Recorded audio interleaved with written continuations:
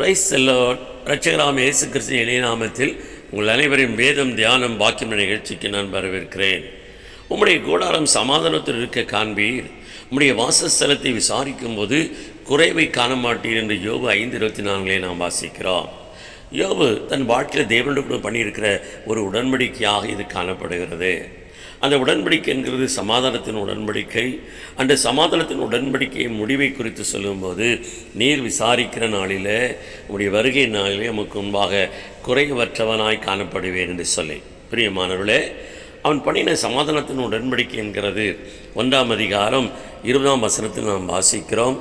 எல்லாவற்றையும் அவன் இழந்து நிற்கையிலே கர்த்தர் கொடுத்தார், கர்த்தர் எடுத்துக்கொண்டார் என்று சொல்லி தன்னை தேவனுக்கு முன்பாக தாழ்த்தி பாவம் செய்யாமல் குறை சொல்லாமல் இருந்தான் என்று பார்க்கிறோம். அதே 2ஆம் அதிகாரத்தில் 10ஆம் வசனத்தில் நாம் வாசிக்கிறோம். அவன் இயலாமையில் தன் மனைவி அவனை பார்த்து, நீ தேவனை தூஷித்தோடைய ஜீவனை விடு என்று சொன்னபோது அவன் சொல்லுகிறான், கர்த்தரிடத்தில் நன்மை பெற்று நாம் தீமையை பெறக்கூடாதா என்று தன் உதட்டினாலும் அவன் பாவம் செய்யவில்லை என்று சொல்லி நாம் பார்க்கிறோம்.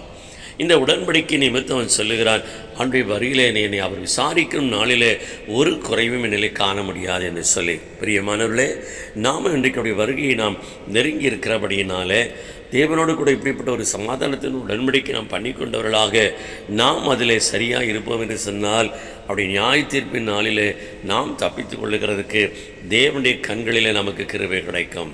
கர்த்தர் தாம் இந்த வசனங்களை ஆசீர்வதிப்பாராக. ஆமென்.